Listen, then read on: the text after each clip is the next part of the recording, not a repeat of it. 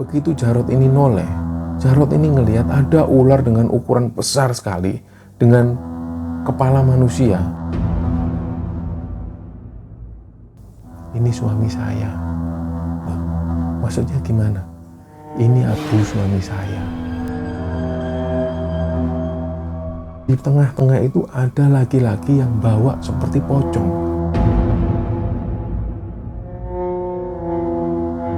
Bismillahirrahmanirrahim. Assalamualaikum warahmatullahi wabarakatuh. Sobat Kembara Sunyi dimanapun berada, pada kesempatan kali ini saya akan bercerita tentang pengalaman yang dialami oleh Sobat Kembara yang bernama Jarot. Sebelum masuk ke tayangan, untuk teman-teman yang belum subscribe, ada baiknya untuk subscribe lebih dulu. Dan untuk teman-teman yang telah mendukung Kembara Sunyi sejauh ini, yang telah like, telah meninggalkan komentar, kami ucapkan terima kasih. Semoga amal kebaikan teman-teman dibalas kebaikan berlipat oleh Allah Subhanahu wa Ta'ala.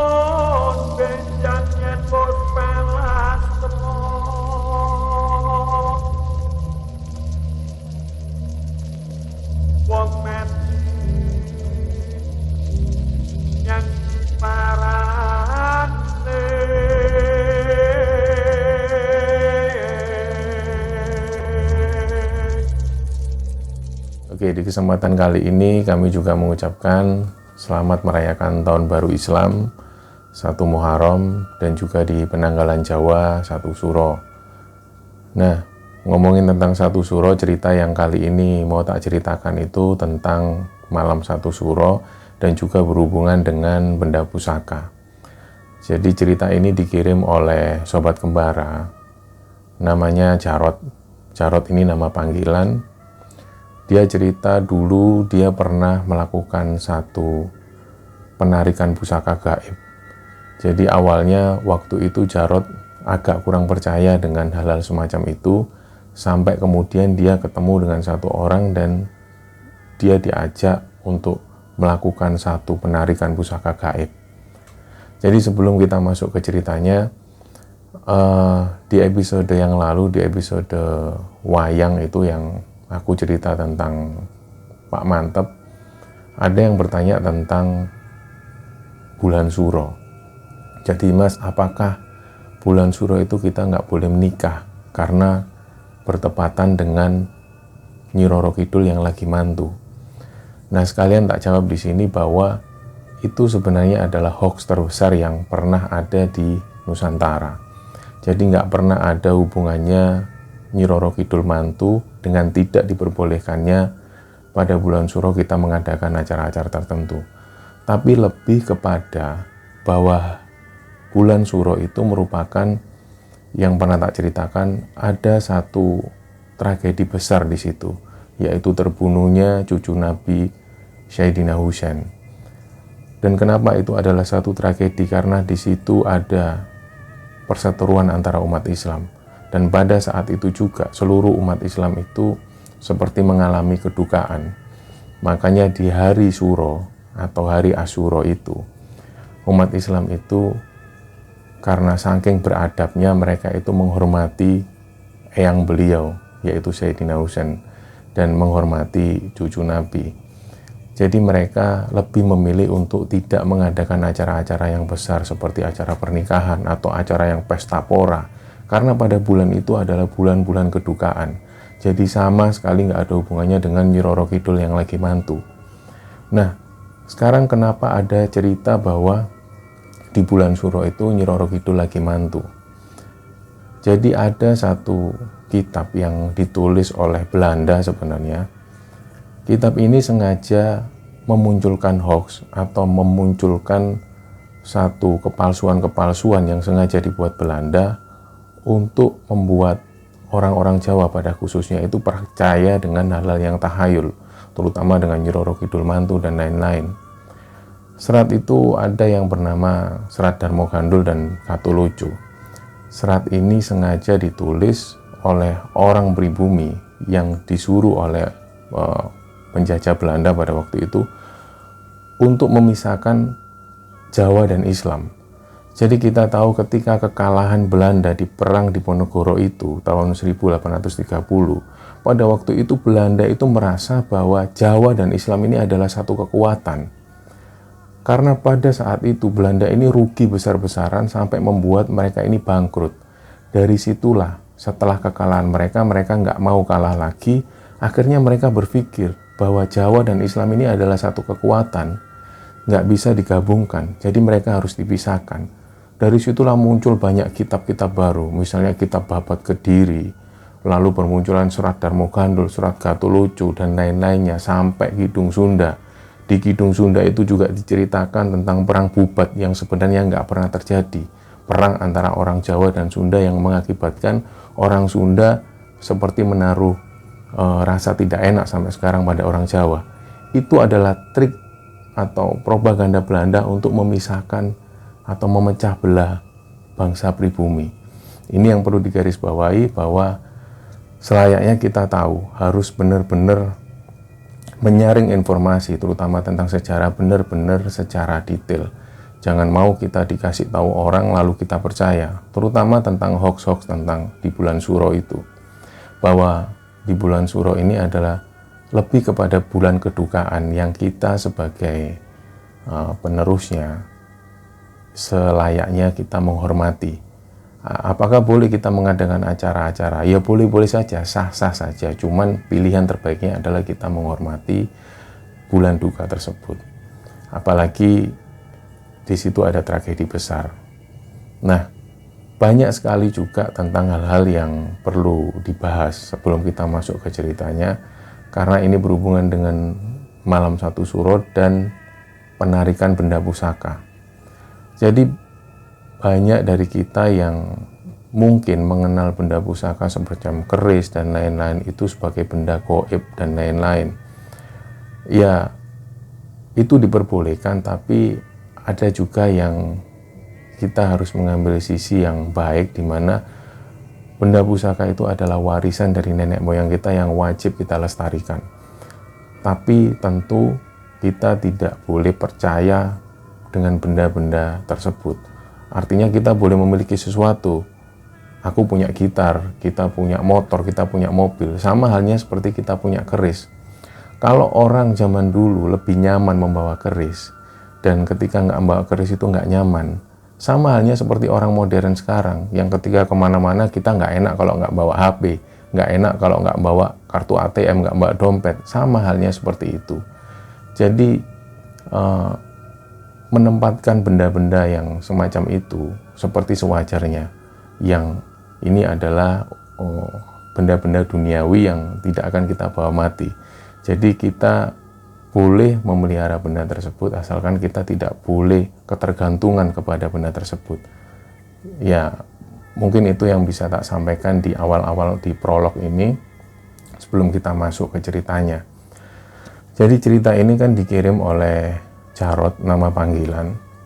Di zaman-zaman SMA itu, ketika Jarot tinggal di satu kota di Jawa Timur, di Madiun tempatnya, Jarot itu sempat tidak percaya dengan hal-hal gaib seperti penarikan benda pusaka yang gaib. Sampai pada satu ketika itu dia mau mengikuti ujian masuk perguruan tinggi. Dan dia sempat diskusi sama satu orang temannya, dan satu orang temannya ini mengenalkan Jarot pada satu orang yang bisa dikatakan dia bisa melakukan penarikan benda pusaka semacam itu. Kita sebut namanya Mas Damar. Nah, Mas Damar ini ngomong ke Jarot, kalau kamu mau ujianmu itu lulus, aku bisa ngasih benda. Yang benda ini sebenarnya sifatnya untuk membuat kamu percaya diri aja, tapi kamu tetap harus belajar gitu. Nah, malam nanti kamu ikut aku. Kalau kamu mau, tak buktikan. Kalau kamu nggak percaya, kamu tak buktikan bahwa benda ini benar-benar kita ambil dari alam gaib. Ikutlah Jarot ini. Ya wes Mas, bener ya Mas? Iya. Malam itu datanglah Jarot ini ketemu dengan Mas Damar. Diajak Jarot ini ke satu tempat makam keramat di situ. Malam hari sekitar jam 10, mulailah mereka melakukan ritual. Mereka bawa dupa dan kembang 7 rupa. Di situ senter mulai dimatikan. Mas Damar bilang, matikan sentermu, kalau ada apa-apa di tengah jalan, kamu nggak usah teriak atau kamu nggak usah lari. Oh iya mas. Mulailah dilakukan ritual, dan di tengah malam, sekitar setengah jam setelah ritual itu, ada cahaya yang muncul, dan itu seperti jalan, dari kejauhan jalan seperti itu. Dan Jarot itu ngelihat sendiri cahaya itu seperti berjalan. Nggak lama kemudian cahaya ini tiba-tiba meledak, berwarna putih, cerak. Nah setelah itu, Mas Damar ini ngajak Jarot, ayo kita ambil barangnya. Diambil di mana mas? Di situ, di tengah-tengah. Jadi di tengah-tengah itu mereka sudah menyediakan satu kain, dan di samping kain itu ada kembang 7 rupa dan ada dupa yang dibakar di situ. Begitu didekati, ternyata benar ada satu benda seperti keris kecil dan ada batu-batuan. Dan nggak lama setelah itu langsung Mas Damar itu membungkus barang-barang itu, dibungkus dan dibawa keluar makam.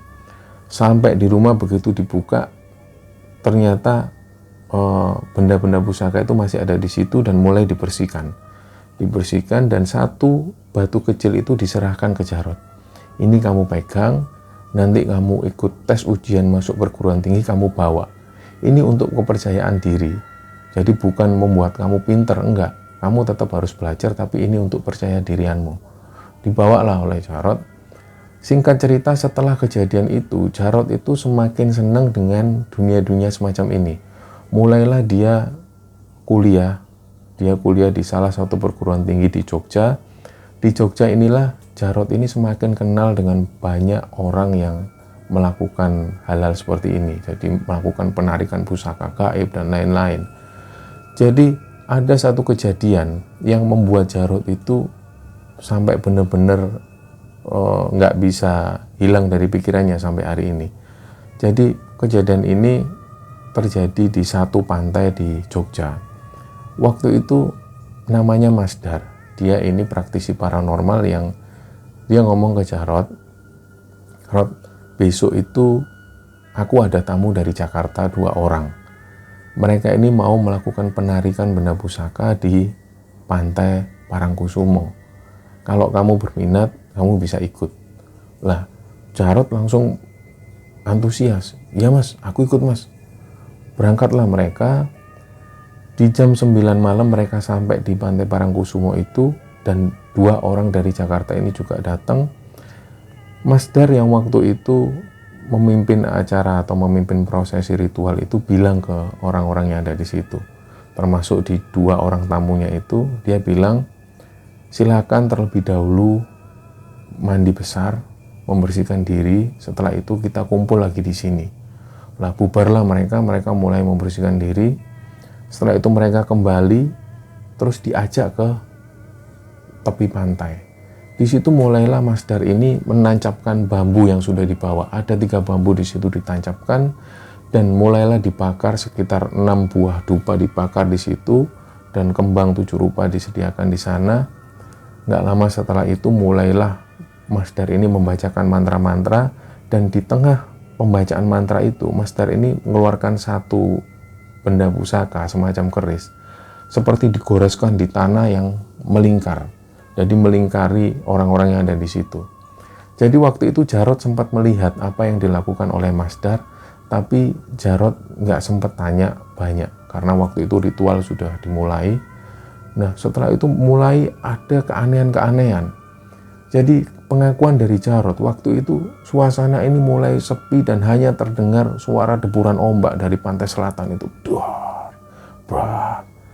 Dan tiba-tiba Jarot itu mendengar dari arah belakang ada seperti suara ular yang mendesis.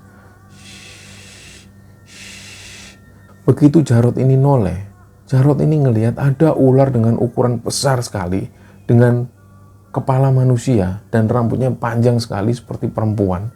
Ular ini jalan dengan mendesis, mengelilingi orang-orang yang ada di situ. Tapi Jarot ketika melihat ke arah orang-orang yang lain seperti 2 orang Jakarta dan Mas Dar itu kayaknya mereka ini nggak melihat ular ini sedang berkeliling. Jadi yang ngerasa itu cuma Jarot. Nah, Jarot itu benar-benar kaget dengan kejadian itu karena ular ini benar-benar besar dan mengelilingi mereka dengan mendesis. Dan nggak lama kemudian muncul ada satu perempuan yang jalan dari kejauhan di tepi pantai itu. Dia jalan dengan baju yang benar-benar mewah sekali. Dia jalan pelan. Dan nggak lama setelah itu tiba-tiba Mas Dar ini seperti nyolek Jarot. Rot, udah selesai Rot lah. Dan Jarot itu kebangun. Ternyata pada waktu itu sempat Jarot itu seperti antara sadar dan nggak sadar ketika ditampaki oleh ular ini. Begitu Jarot ini membuka mata, ternyata bambu yang tadinya berdiri ini tiba-tiba nggak beraturan. Ada yang jatuh ke sana, ada yang terlempar ke sana. Dan Mas Dar dan lain-lain itu mengumpulkan lagi bambu-bambu itu, dikumpulkan lagi dan mereka berkemas-kemas dan menepi ke arah parkiran. Begitu di situ, mereka langsung pulang ke rumah, diajak ke rumah Mas Dar, dibuka lah itu. Jadi bambu yang tadi dibawa itu nggak ada isinya apa-apa, dibelah. Begitu dibelah ini banyak sekali berisi benda-benda pusaka yang aneh. Ada keris kecil, ada batu-batuan yang berwarna merah, berwarna hijau. Begitu bambu satunya dibuka, ternyata ada lagi isi-isi benda-benda pusaka yang lain.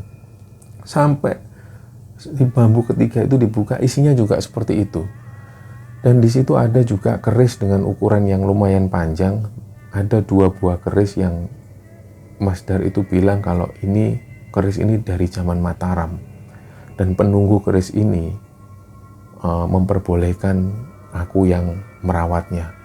Jadi ada semacam barter di sana. Nah, setelah kejadian itu Jarot itu sempat bilang ke Mas Dar, kalau seandainya aku yang narik benda pusaka, aku bisa nggak? Ya bisa aja Rot, kamu tinggal pelajari aja gimana ritual-ritualnya, kan kamu sering ikut aku. Iya Mas. Jadi pas waktu pulang dari pantai Parangkusumo itu, aku itu ketemu anak-anak kecil 2. Jarot cerita ke Mas Dar, loh ketemu gimana? Jadi aku kan sempat yang paling belakang. Nah, pengakuan dari Jarot ketika mereka selesai melakukan ritual dari pantai Parangkusumo itu, Jarot ini jalan paling belakang dan rombongan yang di depan ini sudah nggak terlihat. Dia jalan pelan, nggak lama setelah itu ada 2 anak kecil yang lari nyusul Jarot. Dia sambil ketawa gitu, 2 anak kecil ini perempuan semua. Dia sambil ketawa sambil berlarian dan narik bajunya Jarot. Kang, loh apa dek? Nah anak kecil itu bilang, Kang, disuruh ibu naik ke Gunung Lawu. Hah? Gunung Lawu? Iya, nanti ditunggu ibu di sana. Terus anak kecil ini 2 ini lari sambil cekikian. Lari masuk ke semak-semak dan kemudian menghilang. Disitulah Jarot ini cerita ke Mas Dar. Terus Mas Dar bilang, loh ya sudah, kalau gitu kamu naik aja ke Lawu. Mungkin itu petunjuk kamu bisa dapat pusaka gaib. Lah dari situ Jarot ini sempat mikir karena sebelum-sebelumnya dia nggak pernah naik gunung sama sekali. Apalagi Gunung Lawu itu yang Jarot tahu selalu terkenal dengan hal-hal mistisnya. Nah mulailah pada waktu itu Jarot ini cari informasi tentang Gunung Lawu. Pada waktu itu kebetulan di tahun 2016 dan bertepatan dengan malam 1 Suro, Jarot setelah mencari informasi mulailah dia naik ke Gunung Lawu. Dia naik sendiri karena dia merasa malam 1 Suro pasti rame, banyak pendaki yang ada di sana. Dan ternyata benar, sore itu ketika dia sampai di pos Cemoro Sewu, banyak sekali pendaki yang ikut naik. Begitupun juga para pelaku spiritual yang merayakan malam 1 Suro di sana. Jarot agak tenang di sana dan sempat berkenalan dengan beberapa orang. Di sekitar jam 6:30 malam mulai Jarot ini mulai naik ke Gunung Lawu, dan dia hanya ngikuti beberapa pendaki yang naik karena dia tidak pernah naik ke Gunung Lawu sebelumnya. Dia hanya berbekal senter dan beberapa mie instan. Waktu sampai di pos 1, di situ ada warung. Jarot sempat berhenti di sana dan istirahat sebentar, mulai naik lagi, dan dia merasa kalau dia harus berhenti di pos 4. Di situ mereka harus melakukan ritual.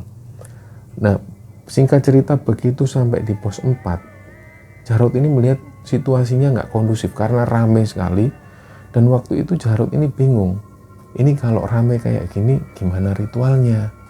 Nah, entah kenapa waktu itu Jarot itu memutuskan untuk istirahat di sana dan nyalakan rokok. Begitu nyalakan rokok santai dan Jarot ini noleh ke arah belakang, tiba-tiba suasana yang tadinya rame tiba-tiba jadi sepi dan gak ada satu orang pun di situ. Nah, Jarot itu sempat mikir, loh, ini orang-orang sudah naik atau gimana? Barusan aku nyalain rokok itu masih banyak orang. Kok aku noleh sebentar sudah nggak ada, udah sepi. Nah, Jarot sempat ngerokok lagi, lanjut ngerokok. Nggak lama setelah itu, ada satu ibu-ibu datang. Ibu-ibu itu datang, dia ini nggak pakai alas kaki, dia pakai jarik warna hitam dan baju kebaya hitam, dan di tangannya itu bawa satu seperti apa ini, bokor dari tanah liat. Jadi terlihat sekali bokor itu agak besar ukurannya, digendong seperti itu dengan ibu itu. Dan ibu ini jalan pelan sekali. Dan Jarot itu langsung tanya, malam Bu, mau kemana? Mau naik ke atas Mas. Oh kok enggak ada temennya? Sudah naik ke atas lebih dulu. Oh ya istirahat dulu Bu. Jarot sempat bilang gitu. Ibu-ibu ini duduk dan kendi bokor tadi yang terbuat dari tanah liat tadi ditaruh di depan ibu itu. Diliatin aja sama Jarot. Jarot itu ngeliatin. Terus ibu itu tanya ke Jarot, Masnya dari mana? Saya dari Jogja Bu. Oh sendirian? Nggih Bu sendirian. Jarot sambil ngerokok terus ngeliatin bokor itu tadi. Jadi bokor ini terbuat dari tanah liat, ditaruh gitu aja. Di atasnya itu ada seperti ikatan kain putih. Nah, yang membuat Jarot itu tertarik karena ini yang dibawa ibu ini apa? Sambil ngeliat, terus ibu itu tanya, Masnya kenapa kok ngeliat barang ini? Oh iya Bu, mohon maaf, saya cuma penasaran itu isinya apa. Terus ibu ini bilang, ini suami saya. Loh, maksudnya gimana? Ini abu suami saya. Suami saya kapan hari sudah dikremasi dan ini abunya mau saya taruh di atas. Nah, Jarot itu sempat tercengang. Loh, ibu ini bawa abu dari suaminya. Oh ya, mohon maaf ya Bu, saya lancang tanyanya. Nggak apa-apa Mas. Tadi juga banyak yang nanya seperti itu. Oh ya Bu. Mereka pun istirahat. Jadi Jarot itu sambil ngelihat ibu ini seperti panik. Noleh kanan, kiri. Terus nggak lama kemudian bokor ini dipegang di pangku. Terus dielus-elus, ditaruh lagi. Nggak lama kemudian ibu ini berdiri, duduk lagi kayak orang bingung. Dan Jarot itu sempat tanya, Ibu mau lanjut jam berapa naik? Kalau saya mau netep di sini dulu, besok pagi baru turun. Oh iya, nggak apa-apa Mas, saya masih istirahat. Dilihat terus ibu ini nggak pakai alas kaki, nggak bawa bekal apapun kecuali bokor itu tadi. Jarot itu sempat nawari makanan. Bu, ini ada cemilan, monggo. Oh iya Mas, terima kasih. Nah, ibu itu tetap diam duduk di situ. Dan nggak lama setelah itu ada rombongan yang jalan. Kelihatan sekali derap langkah kaki ada rombongan yang jalan, dan begitu Jarot ini ngelihat, rombongan ini sama persis seperti ibu-ibu ini. Mereka itu pakai busana hitam-hitam dan nunduk semua. Di tengah-tengah itu ada laki-laki yang bawa seperti pocong. Jadi ada pocong yang digendong di tengah-tengah rombongan itu tadi. Jarot itu sempat kaget awalnya. Terus ngelihat ke arah ibu itu nyebrang mendekati ke arah Jarot dan bokor itu ditaruh di depannya. Terus ibu-ibu bilang, Mas, jangan dilihat, jangan dilihat. Nah, Jarot itu nurut ke ibu ini. Dia nggak ngelihat. Dan rombongan ini ngelewat persis di depan Jarot dan ibu ini. Di tengah-tengah itu ada bapak-bapak yang bawa pocong tadi. Dan ibu ini sempat bisi sesuatu ke Jarot. Mas, itu bapaknya Mas, itu bapaknya. Nah, Jarot ini sempat bingung. Maksudnya gimana Bu? Itu bapaknya Mas, itu bapaknya. Nah, Jarot tanya lagi. Maksudnya gimana Bu? Udah pas rombongan ini lewat jalan di depan itu, ibu ini terus bilang, itu Mas, bapaknya Mas, bapaknya. Bapaknya gimana sih Bu? Itu bapakmu yang dibawa, yang dipocong itu bapakmu. Nah, Jarot ini kaget kan. Loh, Maksudnya gimana? Itu bapakmu mas yang dibawa itu, yang dipocong tadi itu bapakmu. Ibu-ibu itu bilang seperti itu. Nah Jarot itu sempat bingung, sampai rombongan ini menghilang. Gak lama kemudian, mas itu bapakmu yang dibawa, bapakmu yang dibawa. Kamu pulang sekarang, pulang. Nah ibu ini langsung cepet-cepetan bawa bokornya. Ibu-ibu ini seperti lari kecil, seperti terburu-buru, lari mengikuti rombongan ini. Nah Jarot yang pada waktu itu masih bingung, dia ini sempat mikir. Jadi memang ada cerita sendiri sebelum Jarot itu merantau ke Jogja untuk kuliah. Jadi sebenarnya di masa-masa lulus SMA itu, Jarot itu sempat diarahkan oleh bapaknya untuk meneruskan usaha catering dari bapaknya di Madiun.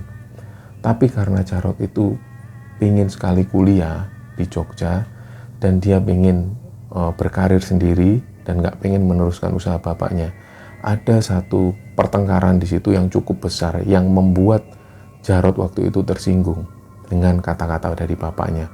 Sejak itulah ketika semester 5 sampai lulus, sampai kemudian Jarot ini kerja di Jogja, sampai beberapa tahun di Jogja bekerja di sana, Jarot ini jarang sekali menghubungi bapaknya. Jadi kalau Jarot ingin tahu tentang kabar dari bapaknya, dia menghubungi ibunya atau menghubungi kakak-kakaknya. Ibunya dan kakak-kakaknya itu sempat memberikan nasihat ke Jarot, bahkan sering kali memberikan nasihat, kamu pulang Rod, kamu itu nggak boleh dendam dengan bapakmu sendiri. Bapak nggak ada maksud jelek, bapak cuman pengen kamu itu meneruskan usaha bapak yang ada di Madiun, meneruskan usaha catering. Tapi karena pada waktu itu Jarot ini masih dengan jiwa mudanya, dia ini nggak mau meneruskan usaha bapaknya dan ada dendam dengan bapaknya. Entah apa yang dikatakan oleh bapaknya, yang jelas Jarot sempat tersinggung dengan kata-kata bapaknya itu. Jadi hampir 3 tahun lebih Jarot ini nggak pulang dan nggak sempat ketemu bapaknya. Dia nggak tahu kondisi bapaknya seperti apa. Yang Jarot ingat bahwa bapaknya ini punya penyakit diabetes, penyakit gula, dan dia nggak tahu tentang kondisi bapaknya. Jadi pada malam itu di tengah hutan yang ketika ibu ini bilang itu bapakmu, Jarot ini pikirannya mulai kacau. Dia mikir jangan-jangan bapakku benar ini, jangan-jangan bapakku mau meninggal, atau jangan-jangan bapakku sudah meninggal. Jadi di tengah kegalauannya itu Jarot itu sempat diem. Gak lama kemudian dia putuskan, udahlah aku turun, aku mau pulang ke Madiun, aku pengen memastikan gimana kondisi bapakku. Turunlah dia malam itu sampai di pos perizinan itu pagi hari sekitar jam 6 pagi, langsung dia menuju ke Madiun. Sekitar dari Madiun itu sekitar jam 8 pagi.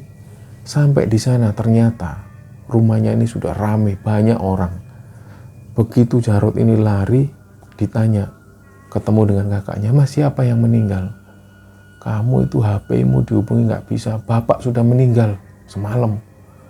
Kamu kenapa HP-mu nggak bisa dihubungi? Maaf mas, HP-ku nggak aktif karena baterainya habis dan aku lagi posisi di Gunung Lawu. Kamu itu, ya sudah sana. Jadi begitu Jarot itu ngelihat jenazah bapaknya, dia ini nangis bener-bener. Dia ini nggak bisa membendung air matanya. Dia kecewa karena dia nggak sempat minta maaf ke bapaknya pada waktu itu. Dan firasatnya itu betul, ketika dia di Gunung Lawu ketemu dengan sosok perempuan yang nggak tahu ini siapa, ibu-ibu ini siapa, yang dia bilang bahwa itu bapakmu, yang digendong dengan pocong yang digendong itu bapakmu. Di situ Jarot itu mikir bahwa ini mungkin ada petunjuk dari penunggu di Gunung Lawu atau siapa yang Jarot waktu itu nggak tahu, di mana petunjuk ini yang kemudian mengarahkan Jarot untuk pulang dan mengetahui bahwa ayahnya sudah meninggal, bapaknya sudah meninggal. Jadi di situ Jarot ini nangis dan ibunya ini datang kemudian meluk Jarot, dan di situ Jarot juga minta maaf ke ibunya, minta maaf ke kakak-kakaknya semua. Setelah itu jenazah ayahnya pun dimakamkan. Malam harinya selesai digelar tahlilan itu, kakaknya yang nomor pertama itu manggil Jarot, Rod sini Rod. Disitulah kakaknya ini mulai cerita bahwa di akhir-akhir menjelang ayahnya meninggal itu, ayahnya sempat berpesan. Jadi ayahnya itu sempat ngomong ke kakak-kakaknya, sebenarnya yang paling tak sayang anak-anakku itu si Jarot. Aku kepingin Jarod itu meneruskan usaha catering ini karena tak lihat Jarod ini orangnya kreatif, dia ini orangnya punya visi dan misi, dan tak lihat dia yang paling mumpuni untuk memegang bisnis ini. Tapi mungkin kata-kata ayah pada waktu itu menyinggung perasaan Jarod yang membuat dia marah sampai nggak mau ketemu dengan ayah. Jadi ayah pesan kalau memang ayah nggak lama waktunya, tolong Jarod itu suruh belajar untuk mengelola catering ini. Dan tolong jangan sampai dia itu ngikuti nafsunya, jangan sampai dia ngikutin egonya lagi. Nah, ketika dikasih tahu oleh kakaknya itu, Jarod itu cuma diem dan sedih. Setelah itu dia baru mikir, yang selama ini dilakukan itu adalah salah. Jadi sejak itulah kemudian Jarod itu mulai belajar untuk mengelola bisnis catering, dan sampai hari ini Jarod menjalankan bisnis catering dari ayahnya itu. Nah, sampai hari ini juga semakin banyak pendapatan yang Jarod dapat dari catering itu, Jarod ini semakin senang dengan mengoleksi benda-benda pusaka yang dia beli dari beberapa orang. Jadi terhitung sudah puluhan benda-benda pusaka yang dikoleksi oleh Jarod, yang pesan dari Jarod adalah ketika mengoleksi benda-benda pusaka ini dijadikan sebagai benda koleksi atau benda warisan leluhur yang sifatnya adalah kita harus menjaga dan melestarikan, bukan untuk percaya dengan benda-benda tersebut, apalagi harus nurut dengan benda-benda yang ada isiannya mungkin. Jadi itulah cerita yang disampaikan oleh Jarod yang bisa kami ceritakan. Semoga kisah ini bisa menambah wawasan teman-teman, lebih-lebih bisa diambil hikmahnya, dan mohon maaf kalau ada salah-salah kata. Terima kasih. Wassalamualaikum warahmatullahi wabarakatuh.